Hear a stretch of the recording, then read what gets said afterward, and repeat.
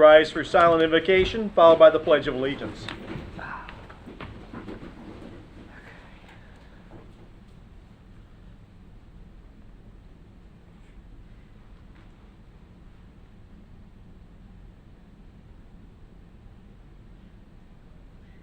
Amen.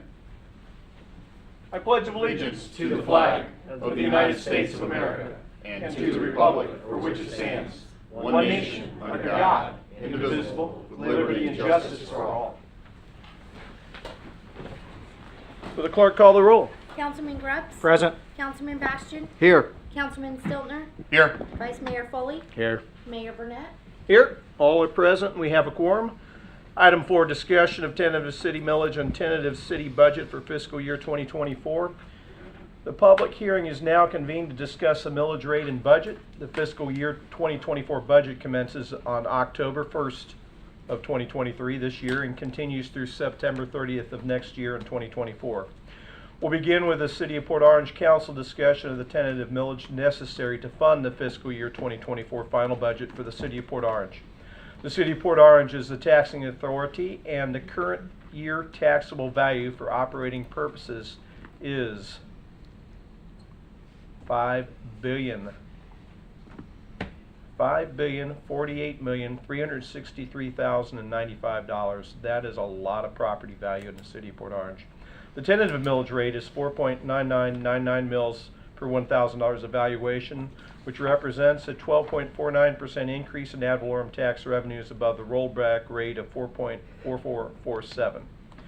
Mr. City Manager, would you comment on the increase in millage over the rollback rate and the specific purposes for the increases? Yes, sir. The general fund is the revenue source for some of the most critical functions of the city. Our strategic priorities of public safety, quality of life, and infrastructure funded police, fire, parks, and rec make up the largest amount of that, very critical parts of our operation. Of that general fund cost, about 2/3 of it comes from personnel cost. We have just under 400 employees that are funded in general fund, and we are obligated to, through union contracts and others, to pay increased salaries. So some of the increase comes from the cost of the personnel, who are the critical components to what we do here. Without the people, we have nothing without our staff and our people who do that. So that's part of what the purpose is funding the increase in cost for the people that work here and do the work every day for our community. In addition to the people that are here, there are 5 new positions in public safety, a couple of support positions in the police department, and 3 firefighters. In addition to that, we've had some insurance increases, workers' comp and property casualty, that are being covered by that. Although the property casualty number, and we work with Brown & Brown to help get competitive rates on that. And a couple weeks back, I was at a meeting with all the city managers in the area, and everybody was going over what are your insurance costs and how are they affecting your budget. And ours are about a 25% at what we have now, and that's about half of what most of the other people had. So while it's a big increase, a couple $100,000, it's substantially lower than what I think most of the cities in the region are seeing, but that's also part of it. In addition to that, there's some outlay items in this year's budget that are fairly substantial. We are just under $1 million in IT expenses to improve our servers and our storage facilities to strengthen where we were. You know, we had the issue about a year ago, and this is the hardware that will make that way more secure for our community. There's an old fire truck, Station 74 has a 2004 Pierce engine that's being replaced out of this budget, and then we do approximately $500,000 of capital out at the golf course every year, and so that's also in this budget. And that's a general summary of the reasons for the increase. That's quite a bit, and especially considering, you know, we got to keep in mind that about 2/3 of our budget comes from personnel alone. With that, council discussion, anyone? Moving on. The council will now hear comments regarding the proposed tentative millage. The general public shall be allowed to address the council, to make comments, and to ask questions. Do we have any public comments from anyone here? Hearing none. This is where I've got to turn the page. We'll move on to item 5, resolution 23-33. Resolution 23-33 is a resolution of the City Council of the City of Port Orange, Volusia County, Florida, adopting the tentative ad valorem property tax millage rates to be levied for fiscal year 2024, which runs from October 1st of this year to September 30th of 2024, providing for scrivener's errors by John McKinney, and providing for an effective date. With that, I need a motion for approval. Move to approve resolution number 23-33. I'll second. The adopted tentative millage rate of 4.99 mils per 1,000 valuation is 12.49% increase in ad valorem tax revenues above the rollback rate. With that, council, questions or comments? There being none on item 5, would anyone here care to speak to the item? There being none, final comments, council? Call the roll. Councilman Grubbs, Yes.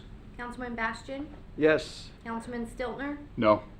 Vice Mayor Foley, Yes. Mayor Burnett, Yes, 4-1. The adopted millage rate of 4.9999 mils per 1,000 evaluation is a 12.49% increase in ad valorem tax revenues above the rollback rate. In addition to the foregoing final millage levy, there is a voter-approved millage levy of 0.1885 mils necessary to fund the debt service payment on the 2006 general obligation bonds for public safety capital facilities, which were refunded in 2016. Item 6 is resolution 23-34. Move to approve. Well, let me read it first. Oh, yeah. Good idea. He's ready. Yeah, I like that. Resolution of the City Council of the City of Port Orange, Volusia County, Florida, adopting the tentative operating budget for fiscal year 2024, which runs from October 1st of this year to September 30th of 2024 for the City of Port Orange, for providing for appropriation and procedures, providing for scrivener's errors, and providing for an effective date. Move to approve resolution number 23-34. Second. We have a motion, proper second. The item is open on the floor for discussion. Council comments or questions? Just a quick comment. I know last night City Manager Clark had mentioned and kind of praised a lot of our city staff and employees for finding ways to improve efficiencies, save some money, come up with some good ideas, and I very much appreciate you making those comments last night. And I just feel like I want to just say how much I appreciate that as well. And that I think collectively as a council, we certainly encourage that. You know, many decades ago, the city even had a process where if city employees came up with ways to help find savings and efficiencies and things like that, there was a mechanism in place where they could be rewarded compensation-wise for even a percentage of those kind of savings if the city implements that kind of stuff. So I don't know if we're still doing that or anything like that or not, but in any regard, I just would like to say that you know, I hope we will continue to really strongly encourage staff and our employees to know that they're part of this. You know, no matter what their job role is, whether department heads or line level employees, if they see ways we can save money, we really need them on board, bringing that through the chain of command up to your office level so that we can evaluate those things. And we should never stop looking. I mean, I get it. We're in a really, really tough time right now as a country and as a state and as a city, where the cost of everything is just going up and up and up and up. And eventually we're getting to that point where you have to say at some point, where is the line, and what do we, you know, how do we start evaluating the services and the level of services and things like that. And so I just think that the mindset of our folks continuing to find those savings and efficiencies, I want them to know that I truly appreciate that and strongly encourage that as a city whole, all the department heads, to every single employee, including the newest ones to the ones that may be retiring soon or whatever, is that is very much appreciated and expected. So that's all I got. It's part of the job, but it's also the right thing to do, so Of we course. do it because it's the right thing to do. Very much so. Any other comments, council? Anyone here care to speak to the item? I think I did that already. We were doing final comments, okay. Any other comments? Wayne, thank you very much. Myself, it is interesting whenever I spend time with staff, whether it be police ride-alongs or just seeing what's going on in public works or public utilities, the commitment that that we have to our citizens. I've said this before, and I'm going to say it again. We are a public service organization first and foremost, and customer service is job one. We are a customer service organization and that is what we do. Our customer is our residents, our taxpayers, and people within the city, and then that is the culture that we have to have. You know, what is the best way that we have to serve them, and looking for those efficiencies is not just something we do when we're talking about what the next tax rate and what the cost of it is. Something we need to do every day, and it's certainly what things cost is part of that. But efficiency is, and doing our jobs better is about making sure that people get taken care of, and I appreciate the commitment. Certainly, we've made a lot of changes in the last couple of years, and we're starting to see the fruits of that labor now, and I look forward to seeing the fruits of that labor next year when hopefully we don't have to do these kind of numbers again. But I know some of this is just simply not within our control. We have a lot of homesteaded properties in this city. I think that's great. It adds a lot of protection. We have more homesteaded properties than any city in Volusia County, and there are even the cities that have more people in it. We have more homesteaded properties by percentage than any other city. And both those statistics say something about the culture of this community. We're a very family-based community. It's a very tight community, and this is our job to serve these people. I also know that it creates challenges, because when we increase taxes like we're about to do, it means that we're passing it on, for the most part, to our non-homesteaded properties, or mainly our businesses. And that is something that I don't take that lightly. I know that it impacts our businesses, because our businesses serve their customers, which is the people who live here. And I want our business community to be vibrant. I don't want our business community to be choked off because of taxation. And I know that they're dealing with other cost increases as well, and this is just one component of it. So I do want to say that I really, really appreciate our business community as well, because I know that they shoulder a large burden with this as well. Any other comments? Yeah, I just had one. I'm sorry. You couldn't help Yeah, I yourself. know. Wayne, and I had a resident ask me about this, so maybe you could just touch on it. I think perhaps the last time we were meeting on budget and stuff, all of the other revenue stream numbers were not in final.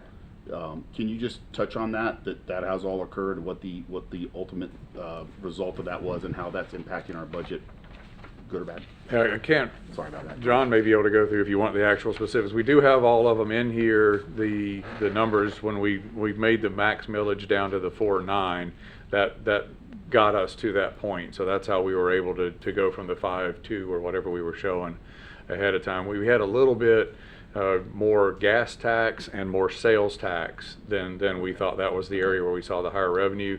That revenue went into the capital projects principally here at City Center. So Okay. in fact, you've probably seen them today. We started tearing up some of the sidewalks to be ready for Family Day. So that's a little bit of a pre-work, but that's where we put that revenue, is into our basically our downtown. Thank you. With that, call the roll on Resolution 23-34. Councilman Grubbs, Yes. Councilman Bastian, Yes. Councilman Stiltner, No. Vice Mayor Foley, Yes. Yes, Mayor Burnett. 4-1. So we have a 4-1 vote on the millage rate, and we have a 4-1 vote on the budget itself. With that, the budget includes all operating and capital costs for fiscal year 2024. This budget includes the general, special revenue, and debt service, capital, enterprise, and internal service funds. Proposed citywide fiscal year 2024 budget for all funds is $187,843,104. With that, I believe that we have completed all the business that we have for this evening. Our next scheduled business meeting for this council is Wednesday, September 19th. And usually, every September, we go gold to support the effort to fight childhood cancer. So anybody that wants to come to the meeting on the 19th, we'll be doing that at that meeting. So wear your gold, and we'll see you all then. Mayor, Thank you very I much. think you said Wednesday the 19th. I'm sorry, It's Tuesday the The 19th. 19th, okay. And we I also got meet thrown on, off since we also today is meet a on Wednesday. Wednesday the 20th, Yeah. but, yeah. Drew, you got my back once again. Thank you, everybody. Always. Have a good night. 20th meeting is 5:30 also.